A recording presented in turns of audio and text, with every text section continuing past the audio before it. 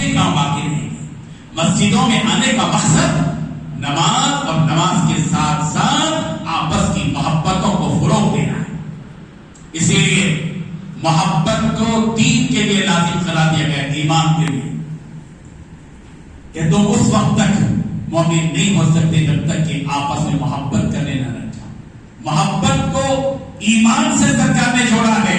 اگر کوئی شخص نماز پڑھ رہا ہے لیکن اس کے دل میں مسلمانوں کے تئیں محبت نہیں ہے, نفرت کے ساتھ نماز پڑھ رہا ہے, تو یہ اللہ تبارک و تعالیٰ کو ایسی نماز پسند نہیں ہے, محبوب نہیں ہے.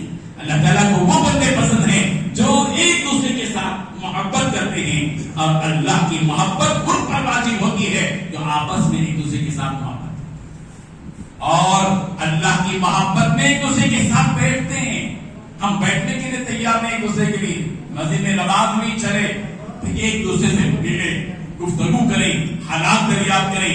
ایک دوسرے کی خبر گیری رہنی چاہیے ہمارے حالات کی, کون کس مصیبت میں. کیا اللہ کے نبی صلی اللہ علیہ وسلم نے مسجد نبوی کا یہ مزاج بنایا تھا کہ سب کے سارے صحابہ سے نماز پڑھ کے چلے جاتے تھے اور اللہ کے نبی نماز کے بعد فوراً اپنے گھر اور کمرے میں حجرے میں چلے جاتے تھے؟ ایسا نہیں تھا, بلکہ اللہ کے نبی صلی اللہ علیہ وسلم نماز کی فراغت سے فراغت کے بعد اپنا چہرہ سارے مصلیوں کی طرف کرتے تھے. صحابہ کرام کے چہروں کو سرکار پڑھتے تھے. میرا صحابی, مجھے ماننے والا, مجھ پر ایمان رکھنے والا, اللہ پر اور آخرت پر یقین رکھنے والا, جس کے چہرے کو میں دیکھ رہا ہوں, کہیں وہ بھوکا تو نہیں ہے, کہیں وہ پیاسا تو نہیں ہے, کہیں وہ مجبور تو نہیں ہے, کہیں وہ بے روزگار تو نہیں ہے, کہیں وہ مصیبت زدہ تو نہیں ہے. انہی فکروں کے ساتھ مسجدوں میں لوگ آتے تھے, ایک دوسرے سے ملاقات کرتے تھے. اللہ کے نبی صلی اللہ علیہ وسلم نے ان چہروں کو دیکھا جو مسافر تھے, مہمان تھے, بھوکے تھے, ان کے لیے کھانے کا کوئی لفظ نہیں تھا, اور مسجد میں بیٹھ کر سرکار نے وہ غمخاری اور دردمندی صحابہ کے دل میں پیدا کی. پوچھا کہ تم میں کون ہے جو میرے اس مہمان کو کھانا کھلائے.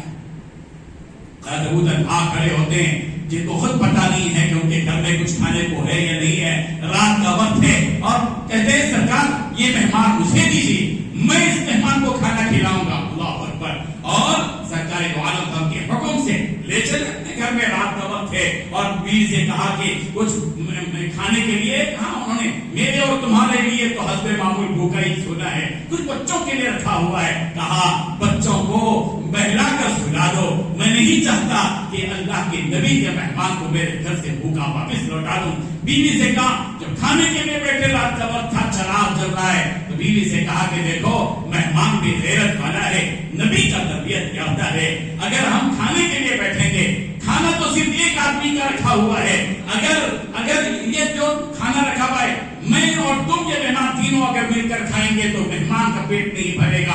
اسی لیے چراغ کو درست کرنے کے بہانے اس کی بتی کو گل کر دینا, اندھیرا کر دینا. جب تم اندھیرا کر دو گے تو ظاہر بات ہے کہ مہمان اکیلا کھائے گا, وہ سمجھے گا کہ میں اور تم دونوں کھا رہے ہیں, وہ پیٹ بھر کر کھانا کھا لے گا. یہی تدبیر سوچی اور وہی کیا ان کی بیوی نے, اور چراغ کو درست کرنے کے بہانے رات کے اندھیرے میں بتی کو بجھا کر چراغ کو بجھا لیا. مہمان سمجھ رہا ہے کہ میزبان دونوں کی جوڑوں کھا رہے ہیں, اور وہ دونوں تو صرف کھانے کی ایکٹنگ کر رہے تھے کہ بس پلیٹ سے اپنا ہاتھ منہ کی طرف لے جا رہے تھے, لیکن ان بھوکوں کا, بھوکے میزبانوں کا کے منہ میں ایک نوالا بھی نہیں جا رہا تھا.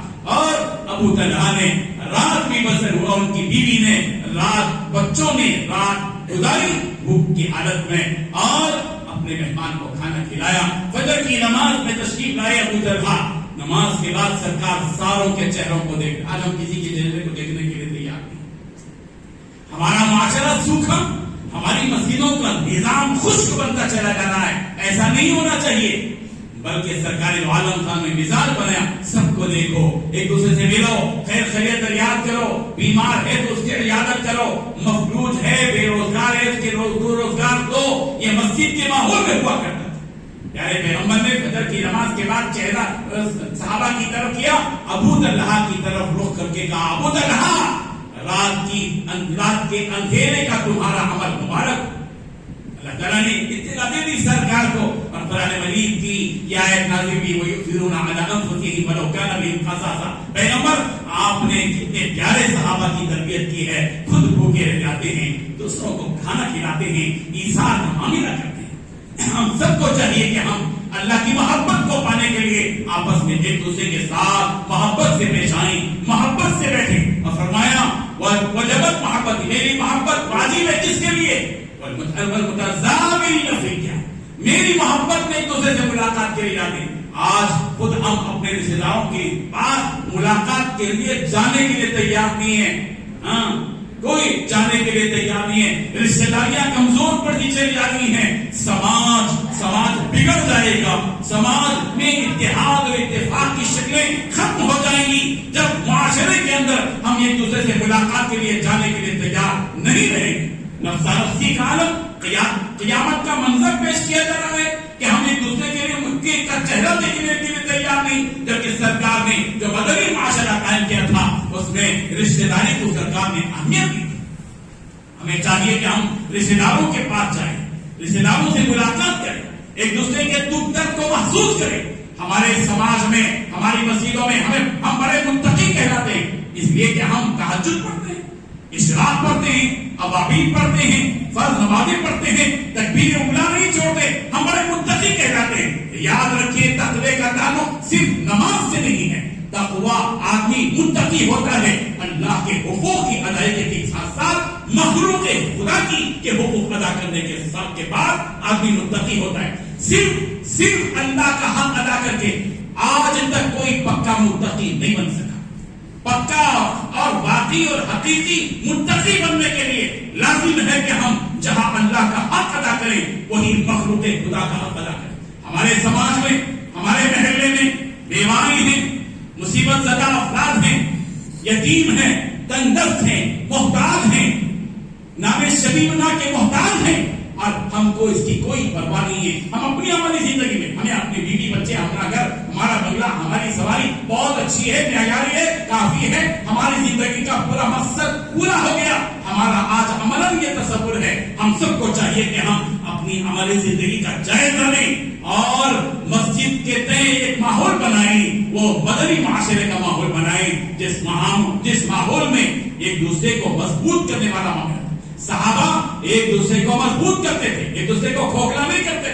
آج ہمارا معاملہ یہ ہے، ہمارے پڑوس میں کوئی گھر بناتا ہے 3 منزلہ، 3rd فلور ڈال دیا، یوں ہم اوپر دیکھ کر کہتے ہیں نمبر 2 کا معلوم مانا، نمبر 2 کی کمائی معلوم ہوتی ہے، جبھی تو اتنی بڑی بلڈنگ بنی ہے۔ ہم دوسروں کے پیسے کا، دوسروں کی بلڈنگ کا جائزہ لیتے ہیں اور اپنے ایمان کا جائزہ لینے کے لیے ہم تیار نہیں ہیں۔ ہم کھوکھلا کر رہے ہیں اپنے پڑوسی کو۔ المؤمن للمؤمن كالبنيان